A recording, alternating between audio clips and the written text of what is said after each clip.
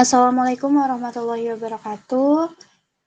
Kami dari kelompok 6, kelas Biokimia Medik Farmasi B, akan membahas atau memaparkan hasil kerja diskusi kelompok kami terkait analisis cerebrospinal fluid atau cairan cerebrospinal.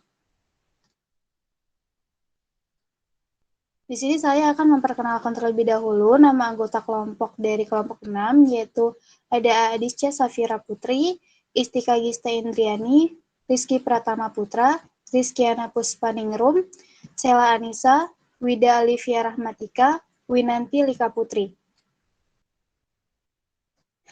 Adapun topik pembahasan yang akan kami bahas yaitu terkait pendahuluan, komposisi dan sifat, cara ekstraksi, cara penyimpanan, kesulitan penanganan, analisis di klinis, instrumen umum yang biasa dipakai pada analisis, kemudian analisis sesuai dengan metode standar. Yang pertama yaitu pendahuluan. Cairan cerebrospinal atau cerebrospinal fluid LCS merupakan suatu cairan bening yang bersirkulasi di sekitar susunan saraf pusat. Cairan cerebrospinal sendiri berperan sebagai substansi aktif dan dinamis, berfungsi untuk menjaga keseimbangan kimia pada sistem saraf pusat. Perannya juga yang lain yaitu sebagai bantalan untuk menjaga sistem saraf pusat dari trauma mekanis. Cairan cerebrospinal sendiri berasal dari plasma yang mengalami ultrafiltrasi. Analisis dari cairan cerebrospinal atau cerebrospinal fluid dapat membantu untuk menetapkan diagnosis. Perubahan karakteristiknya pada LCS ini yaitu seperti kadar leukosit, protein, glukosa, serta penampakan makroskopisnya yang dapat memberikan gambaran mengenai suatu penyakit yang diderita oleh pasien. Baik, selanjutnya membahas terkait komposisi dan juga sifat dari cairan cerebrospinal. Adapun komposisi dari cairan cerebrospinal ini terdiri dari kalium, natrium, klorin, kalsium, garam anorganik, fosfat, komponen organik seperti glukosa dan protein. Cairan cerebrospinal ini hampir menyerupai ultrafiltrat dari plasma darah, tapi berisi konsentrasi natrium, kalium, bikarbonat, serta glukosa yang konsentrasinya lebih kecil, dan konsentrasi magnesium serta klorida yang lebih tinggi dari plasma darah. Next. Untuk sifat cairan cerebrospinal ini, dia berupa cairan yang jernih, tidak berwarna, mengandung sedikit protein dan sel, mempunyai komposisi elektrolit yang berbeda dengan darah. Kemudian, kadar protein normal yang terdapat pada cairan cerebrospinal pada bagian ventrikel itu sekitar 5-15 mg, pada sistema itu sekitar 10-25 mg, dan pada daerah lumbal sekitar 15-45 mg. Untuk kadar elektrolit normal yang terdapat pada cairan cerebrospinal, itu untuk natriumnya sekitar 141-150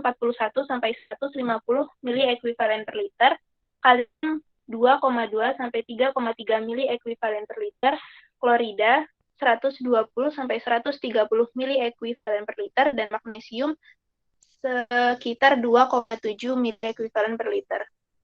Untuk osmolaritas cairan cerebrospinal ini dia sama dengan osmolaritas darah, yaitu 299 milimol per liter. Next.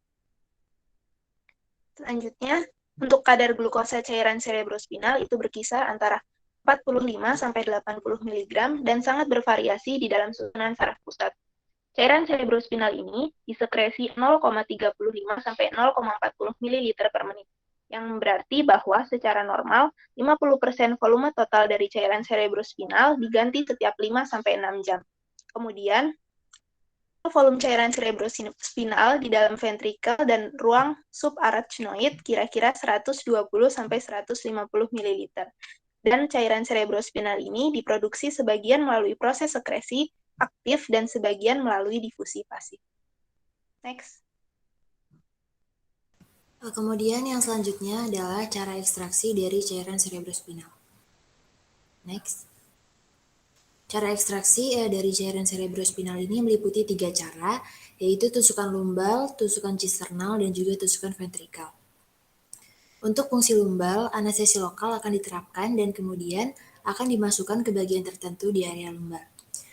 Kemudian pada tusukan cisternal, cairan dalam cisternan magna akan diekstraksi dengan memasukkan jarum di bawah tulang oksipital atau posterior tengkorak.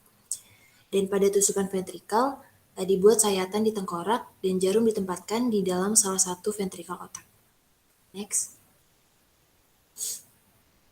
Yang keempat, cara penyimpanan. Biarkan cairan otak harus dilaksanakan segera karena organisme di dalam CSF bersifat mudah mati dan jumlahnya sangat sedikit. Sebagai media transport dan media pertumbuhan cairan otak, direkomendasikan transisolat medium. Tim ini dikembangkan untuk pengangkutan kultur primer cairan cerebrospinal dari pasien dengan meningitis bakteri. Untuk isolasi virus, sebagian dari CSF diambil secara aseptik dan dikirim dalam keadaan beku dengan dry ice. Sedangkan untuk pemeriksaan antibodi, CSF dapat dikirim dengan cool box. Untuk pemeriksaan bakteriologis, jangan menyimpan CSF dalam refrigerator. CSF harus segera dikirim ke laboratorium untuk diproses, karena mikroorganisme akan cepat mati. Sedangkan untuk pemeriksaan virologis, CSF harus disimpan dalam refrigerator atau dalam freezer untuk penyimpanan yang lebih lama. Yang kelima adalah kesulitan penanganan spesimen. Next. Kesulitan penanganannya yaitu yang pertama adalah spesimen cerebrospinal fluid dapat mengandung organisme virulen. Yang kedua yaitu pengujian spesimen ini harus dilaksanakan dengan segera dikarenakan organisme yang ada di dalam cerebrospinal fluid bersifat mudah mati dan juga jumlahnya sedikit. Berbagai sel dan triponosoma cepat lisis dan glukosa cepat rusak.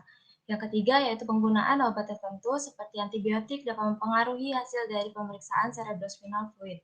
Yang keempat yaitu pengambilan spesimen hanya dilakukan oleh ahli karena butuh keahlian yang khusus. Yang kelima yaitu pengambilan spesimen sulit. Maka dari itu dibutuhkan kehati-hatian pada saat pengujian. Berikutnya yaitu analisis yang biasa dilakukan di klinis. Yang pertama ada analisis warna, di mana normalnya itu berwarna jernih. Saat terjadi perubahan warna menjadi kuning, menandakan adanya ikterus atau peningkatan protein yang lebih dari 1 gram per liter. Warna pink atau merah menandakan adanya sel darah merah lebih dari 500 sel per cm kubik. Warna keabu-abuan menunjukkan adanya leukosit jenis neutrofil. Purulenta atau keruh terjadi bila leukosit lebih dari 1000 sel per mililiter. Selanjutnya yaitu bekuan. Normalnya tidak ada bekuan yang ditemukan di CSF, tetapi bekuan itu bisa ditemukan pada penyakit atau keadaan seperti meningitis tuberkulosa, di mana terdapat satu atau banyak bekuan kecil dan halus dan tampak kasat mata. Pada penyakit meningitis purulen ditemukan suatu bekuan besar. Pada penyakit stenosis kolumna vertebralis, CSF membeku seluruhnya. Selanjutnya yaitu tekanan. Tekanan rata-rata cairan cerebrospinal adalah 70 sampai 180 mmHg2O.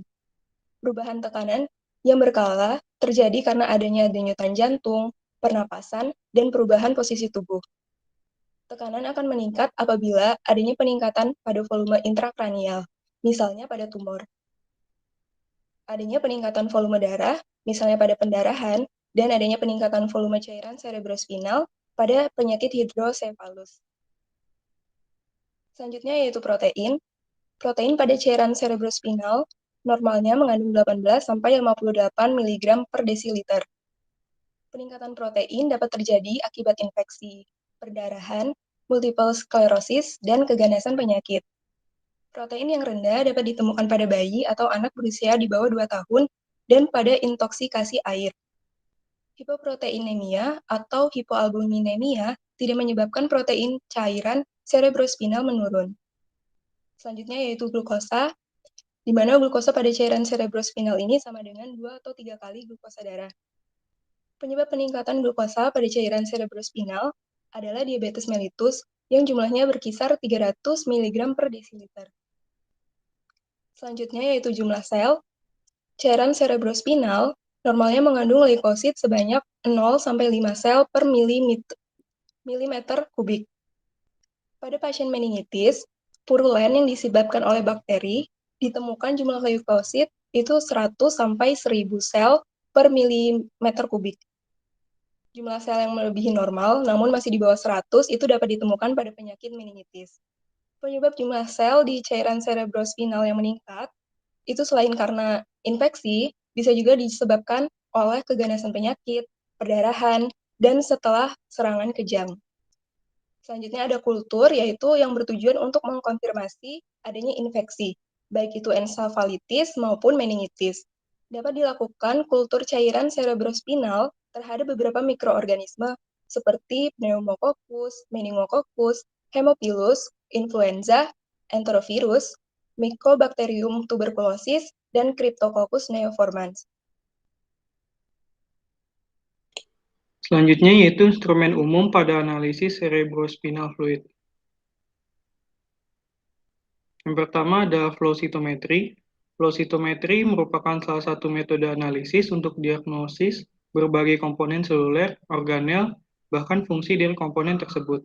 Pada umumnya metode ini digunakan untuk pengamatan suatu jenis subset sel tertentu yang terdapat pada suatu populasi sel.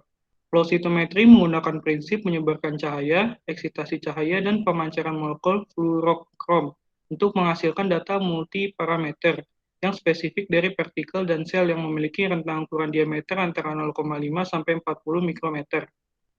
Secara hidrodinamika, sel-sel difokuskan dalam sebuah tabung yang berisi PBS sebelum melewati dan disinari oleh sumber cahaya. Laser merupakan sumber cahaya yang digunakan pada flow cytometry, dan prinsip kerja yang digunakan memfokuskan hidrodinamika untuk mempresentasikan sel ke sumber cahaya. Sampel dimasukkan hingga pada pusat suatu aliran, sel akan masuk dalam sebuah tabung yang dikombinasikan dengan aliran. Sel-sel akan mengalir hingga pada pusat aliran. Pada tahap ini, sel akan tersinari dan fotodetektor mengatur cahaya yang dipancarkan oleh sel menggunakan filter optik tertentu. Sel kemudian dikategorikan berdasarkan ukuran, granularitas, dan kandungan asam nukleat dan dipresentasikan kembali dalam bentuk suatu diagram tertentu. Kemudian yang kedua itu electrical impedance. Prinsipnya itu sel diukur dan dihitung dengan mendeteksi dan mengukur perubahan hambatan listrik saat melewati celah kecil. Dua elektroda membentuk arus listrik. Resistensi terhadap arus terjadi saat sel melewati apertur. Perubahan tegangan yang dihasilkan menghasilkan puls. Jumlah puls sebanding dengan jumlah sel yang dihitung dan ukuran setiap puls sebanding dengan volume atau ukuran sel. Kemudian yang ketiga, isoelectric focusing. Metode pemfokusan isoelektrik diterapkan secara luas untuk pemisahan protein, peptida, dan enzim. Prinsipnya itu, dalam gradien pH, komponen sampel bermigrasi menuju anoda atau katoda ke nilai pH, di mana muatan bersihnya 0, sama dengan titik isoelektriknya. Kemudian yang kelima itu glycoside CSF. Glycoside CSF merupakan perhitungan sel otomatis untuk CSF. Ini menggunakan kombinasi pencitraan fluorescence dan cartridge sampel unik. Sampel yang diwarnai disimpan ke dalam cartridge, sekali pakai dan vakum diterapkan untuk mempercepat penangkapan sel. Sel-sel yang ditangkap dalam cartridge kemudian dicitrakan dan dihitung oleh penghitungan sel otomatis. Kemudian terakhir spektrometri massa. Spektrometri massa adalah teknik analisis yang memisahkan partikel terionisasi seperti atom, molekul, dan gugus dengan menggunakan perbedaan rasio muatannya terhadap massa masing-masing, dan dapat digunakan untuk menentukan berat molekul partikel. Instrumen MS sendiri terdiri dari ion yang membagi molekul sampel menjadi ion, analisis massa yang mengurutkan ion menurut massanya dengan menerapkan medan elektromagnetik, detektor yang mengukur nilai kuantitas indikator, dengan demikian menyediakan data untuk menghitung kelimpahan setiap ion yang ada, dan terakhir komputer yang mengatur penganalisis massa dan mengolah data yang berasal dari detektor. Berikutnya yaitu analisis cerebrospinal fluid sesuai dengan metode standar. Di sini kami mengutip salah satu jurnal, yaitu jurnal Neurona, volume 34 dengan nomor 4 tahun 2017, dengan judul Karakteristik Cairan Cerebrospinal pada Keganasan Hematologi. Untuk metode atau cara kerja pada jurnal ini, yaitu pertama, dilakukan pengambilan CSS atau cairan cerebrospinal melalui tindakan fungsi lumbal. Kemudian dilakukan pemeriksaan cairan cerebrospinal meliputi analisis rutin, jumlah sel, dan kadar protein, serta gambaran sitologi untuk melihat ada tidaknya sel kanker. Untuk prosedurnya sendiri, yang pertama yaitu pemeriksaan fungsi lumbal untuk pengambilan cairan cerebrospinal. Pertama disiapkan terlebih dahulu nampan fungsi lumbalnya yang steril, cairan antiseptik, anestesi lokal, sarung tangan steril, dan plester. Kemudian pasien dibaringkan dengan posisi fetus dengan posisi dibungkukkan, kepala ditekuk ke dada dan lutut ditarik ke abdomen. Sebenarnya untuk posisi pemeriksaan sendiri itu ada 2 posisi, yaitu posisi telentang seperti yang ada pada jurnal ini dan untuk posisi duduk. Untuk posisi telentang yaitu pasien diatur dengan posisi yang miring dengan bantal di bawah kepala dan di antara kaki. Pasien ditempatkan pada bidang yang datar. Kemudian pasien diinstruksikan untuk miring dengan punggung membungkuk dan kaki ditekuk ke abdomen dengan dibantu oleh perawat.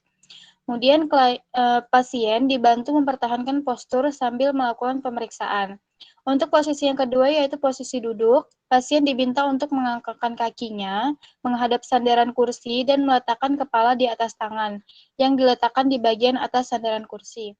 Untuk pada jurnal ini menggunakan posisi telentang.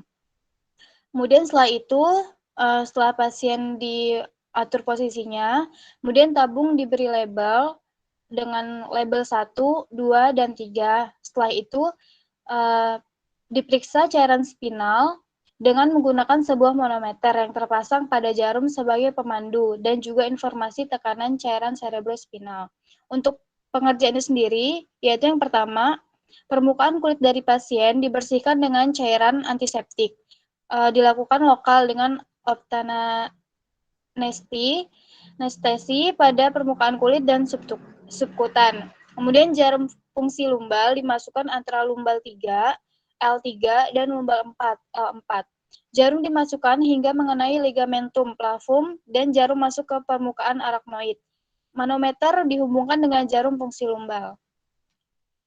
Sesudah jarum masuk ke permukaan subarachnoid, pasien dibantu meluruskan tangannya secara perlahan. Kemudian pasien diinstruksikan untuk bernapas secara perlahan, tidak menahan napas, dan diinstruksikan untuk tidak berbicara.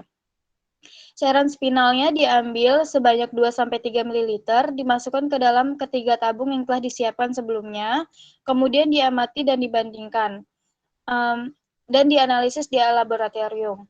Untuk pengumpulan dan pengiriman sampel dari cairan cerebrospinal sendiri, ini dilakukan harus dengan teknik yang aseptik. Next. Setelah dilakukan pengumpulan atau pengambilan cairan cerebrospinal, kemudian selanjutnya dilakukan pemeriksaan cerebrospinal fluid pada laboratorium. Yang pertama yaitu di jurnal ini, jumlah sel dengan metode bilik hitung. Yang pertama larutan truk pekat. Larutan truk pekat nanti terdiri dari kristal violet 0,1 gram, asam asetat glasial 10 ml, dan aquade 90 ml. Diisap sampai tanda 1 tepat. Kemudian larutan cairan cerebrospinal diisap sampai tanda 11 tepat. Setelah itu dikocok perlahan dan dibuang cairannya beberapa tetes.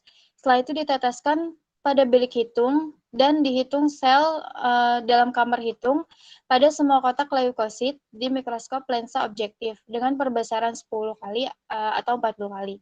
Kemudian yang selanjutnya yaitu pemeriksaan kadar protein. Untuk kadar protein sendiri itu ada proteinnya ada albumin dan globulin menggunakan metode Pandi. Yang pertama ke dalam tabung serologi dengan garis tengah atau diameter 7 mm dimasukkan 1 ml reagen Pandi. Reagen Pandi ini merupakan larutan penol jenuh di dalam air. Kemudian ditambahkan 1 tetes cairan cerebrospinal. Setelah itu dilihat segera ada tidaknya kekeruhan.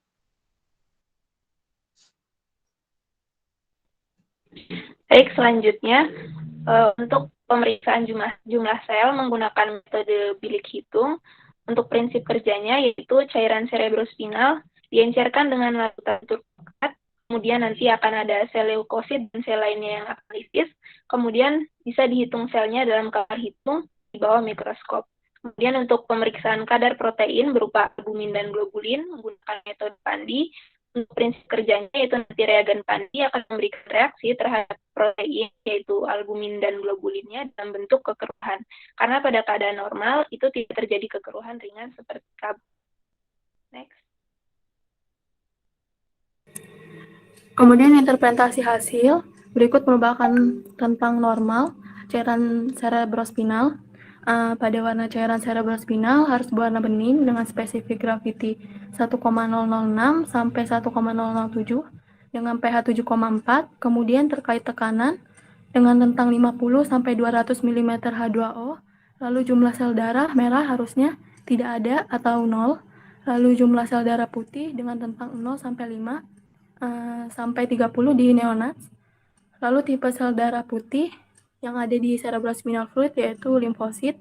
Kemudian protein cairan cerebrospinal harus mengandung 15 sampai 40 mg per dl. Lalu laktat cairan cerebrospinal mengandung 1 sampai 3 milimol dengan glukosa pada cairan cerebrospinal normalnya 50 sampai 80 mg per dl. Dan terakhir pemeriksaan mikroba normalnya pada cairan cerebrospinal tidak mengandung mikroorganisme.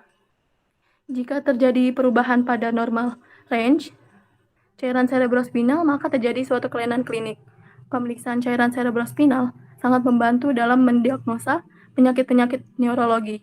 Selain itu juga untuk evaluasi pengobatan dan perjalanan penyakit, serta menentukan prognosa penyakit. Next. Interpretasi hasil pemeriksaan hematologi pada cairan cerebrospinal. Didapatkan 23 subjek dengan rentang usia 18 sampai 40 tahun sebanyak 16 subjek dan pada usia 41 sampai 60 tahun sebanyak 7 subjek.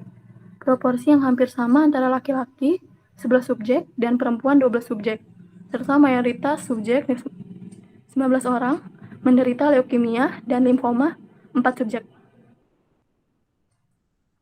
Pada pemeriksaan analisis rutin CSS didapatkan median jumlah sel 3 per milimeter kubik, kadar protein 37 mg per dl, serta kadar glukosa CSS 63 mg per dl. Terdapat peningkatan jumlah sel lebih dari per milimeter kubik pada 6 subjek dan peningkatan kadar protein CSS lebih dari 45 mg per dl pada 7 subjek. Sebanyak 2 subjek memperlihatkan penurunan kadar glukosa kurang dari 40 mg per dl. Defisit neurologi hanya dijumpai pada 7 subjek, terutama sakit kepala. Selain itu, didapatkan juga kejang, paresis nervus cranialis, serta paraparesis. Adanya defisit neurologi lebih dari 1 dapat dijumpai pada beberapa subjek. Sebagian besar subjek menunjukkan hasil sitologi negatif. Sitologi positif dijumpai pada 3 subjek dengan defisit neurologi. Pada subjek tanpa defisit neurologi, didapatkan 2 subjek dengan sitologi positif. Pada pemeriksaan pencitraan, didapatkan 3 subjek dengan sitologi positif yang menunjukkan gambaran penyangatan leptomeningen. Selanjutnya yaitu validasi data. Validasi data adalah langkah pemeriksaan untuk memastikan bahwa data tersebut telah sesuai kriteria yang ditetapkan dengan tujuan untuk memastikan bahwa data yang akan dimasukkan ke dalam basis data telah diketahui dan dapat dijelaskan sumber dan kebenaran datanya. Pada jurnal, berdasarkan analisis rutin didapatkan bahwa jumlah hitung sel dengan mediannya yaitu 3 per milimeter kubik. Median kadar protein yaitu 37 mg per desiliter, serta median kadar glukosa yaitu 63 mg per desiliter. Berdasarkan literatur yaitu jumlah sel normal dari cairan cerebrospinal yang dapat mengandung hingga 5 sel darah putih per milimeter kubik pada dewasa dan 20 sel darah putih per milimeter kubik pada bayi. Next.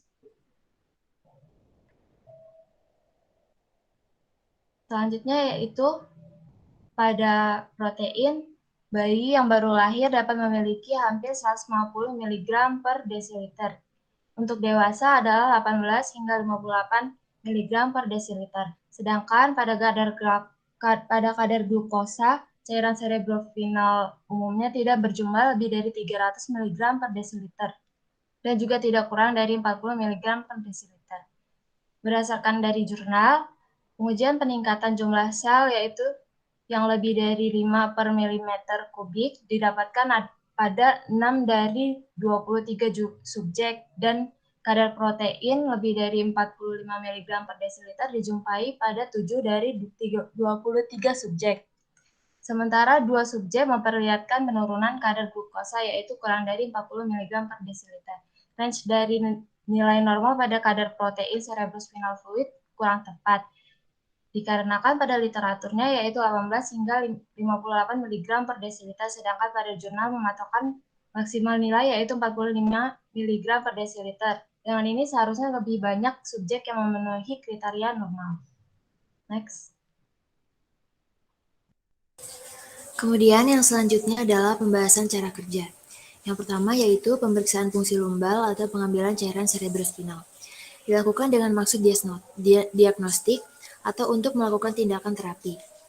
Cairan cerebrospinal biasanya diperoleh dengan melakukan fungsi lumbal pada lumbal 3 dan lumbal 4 pada kalvum subarachnoidal, namun dapat pula pada suboccipital ke dalam sisternal magma atau fungsi ventrikal, yang dapat disesuaikan dengan indikasi klinis.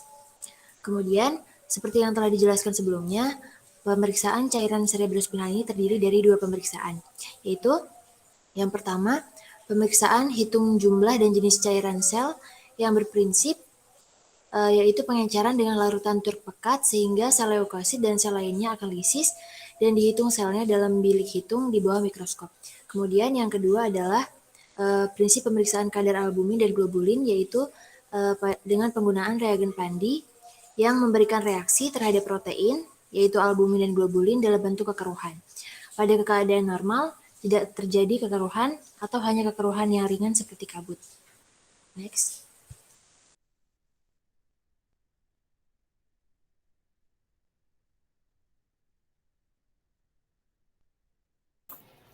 Selanjutnya yaitu mengenai hasil positif palsu. Di mana hasil positif palsu ini dapat dijumpai pada beberapa kondisi, seperti adanya infeksi virus, arachnoiditis, setelah prosedur kemoterapi intratekal, kontaminasi dengan sel darah perifer, kontaminasi CSS dengan sel-sel yang berasal dari sumsum tulang, atau pada periode rekonstitusi. Hal itu terkadang dapat terjadi perubahan morfologi sel-sel monokuler yang normal menjadi mirip dengan sel blast.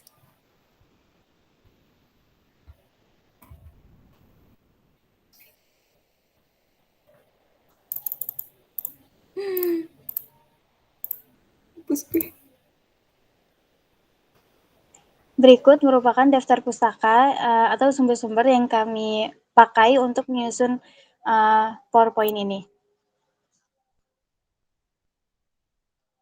Next.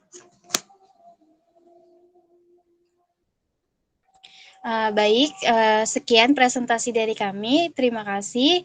Wassalamualaikum warahmatullahi wabarakatuh.